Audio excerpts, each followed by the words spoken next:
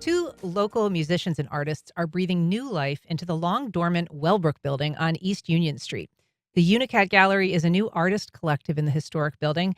And here to tell us about it, we're joined by two established members of the First Coast art scene, Noli Novak, artist and gallery founder. Good morning, Noli. Good morning. And George Cornwell, also artist and gallery founder. Thanks for being here, George. My pleasure. Hello, Jack's Villains. Good morning. And I'm going to probably have you scooching a little bit there, George. Thank you. So you guys are kind of artist royalty here in Jacksonville. You're transplants from New York originally. Well, George is from Jacksonville, but you all lived together in New York for years. You were punk rock musicians. You're now established artists, including you, Noli, and the work that you've done for years with the Wall Street Journal and the Stipple portraits. And we're going to get to all of that, but I just want to start by tackling this historic renovation project that you've undertaken, and I'm curious why you're doing this.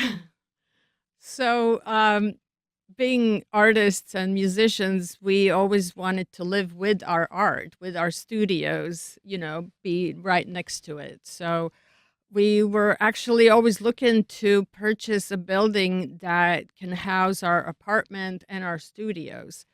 Now, my studio is very clean because it's illustration studio, so it has to be very clean, but George's operation is silk screening, and it's dusty and dirty and smelly. So we were always thinking, we need to find a building where we can live upstairs and do our work downstairs.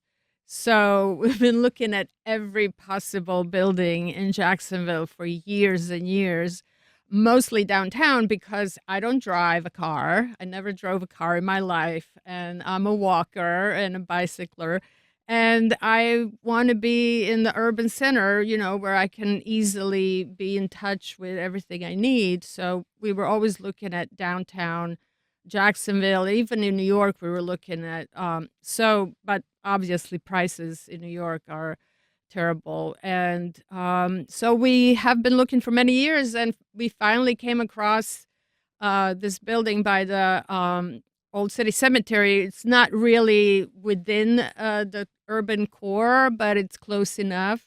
And the way things are working out, I think for downtown is being developed. I think it's a good place for me to hang out and for us to work in, and also to bring other artists to exhibit and work with us because we're renting studios to other artists.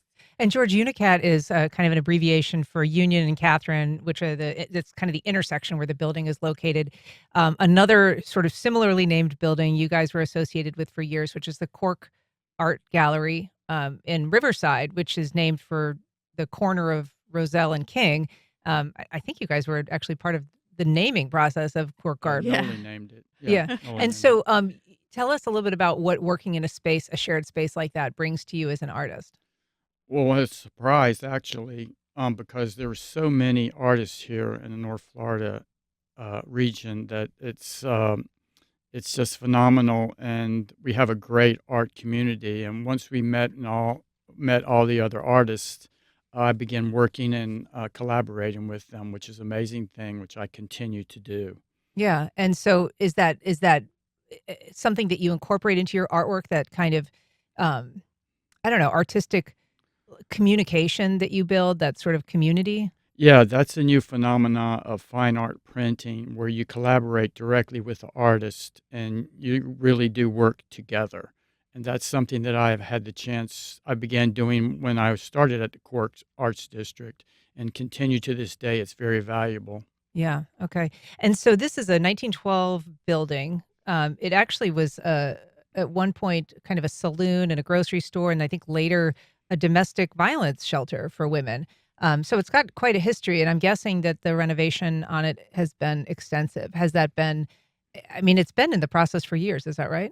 Yeah, we purchased it in 2020, March of 2020, and we came in with the idea of renovating the top floor to be our residence, and then to open up the ceilings downstairs to make a nice art space. But we ran into some problems with the city codes for having a residential over a commercial, we would have had to keep the drop-down ceilings that the shelter had. But we wanted to open up the space, especially when we noticed we peeked through the drop-down ceiling and saw these beautiful original tin tiles. Mm. And we're like, we have to remove all this and expose the ceilings and also the brick walls. It would have been very difficult to make a residence above it. So we are using the shelter's former bedrooms to serve as small studios now. Gotcha. And we mentioned, George, that it's located across from the Old City Cemetery, which is a kind of beautiful historic cemetery. Large Marge from Pee Wee is also buried there. Alice Nunn, I think her name is. That's correct.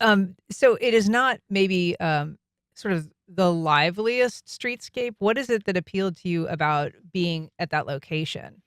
Well, one thing about it is the cemetery. There is a bit of seclusion there, which allows us to play our guitars loud, etc.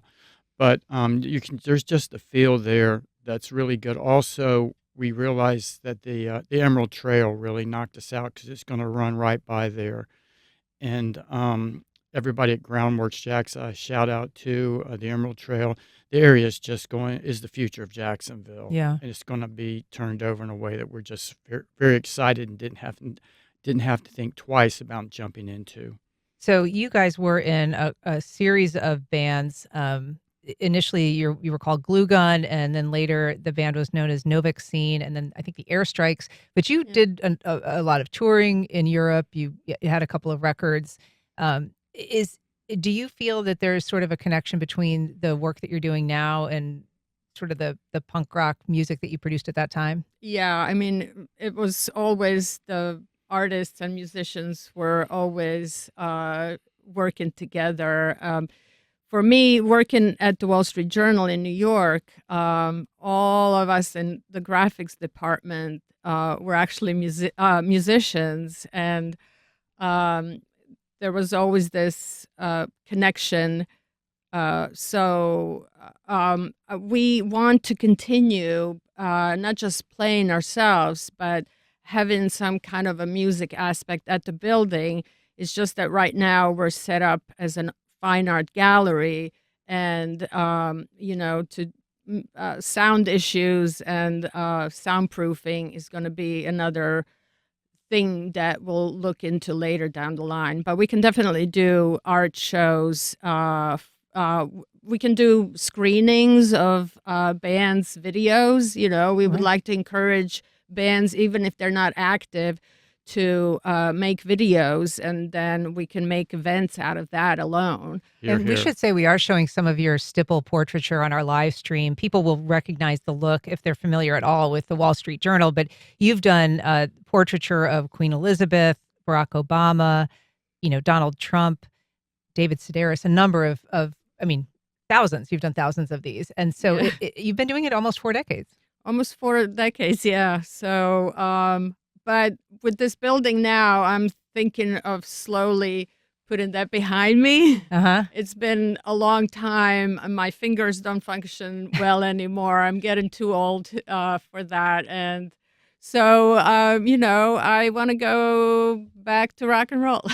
All right. Well, that's great. I mean, I think it looks like a great venue for all of those things. So, George, you officially opened on August 23rd, but there is going to be another public event to sort of close the current exhibit. Is that right? In October? In this week? Yeah, this coming Saturday, we're going to be open from 5 to 10 for the closing of the inaugural exhibition that we had. And I really want to encourage everybody to come out and see the space. It's beautiful, and we're very excited about it. Yeah, and so that's October 11th from 5 to 10 p.m. You can tour the studios. Yeah. You can meet the artists. You can kind of visit the gallery. So yeah, the show is the group show, the group exhibit of all the current resident artists at the building. Yeah. So well, congrats. It's a great undertaking, and I'm sure it has not been easy. But thanks so much for coming on to talk to us about it. Thank Thanks you, so much Anne. for having us.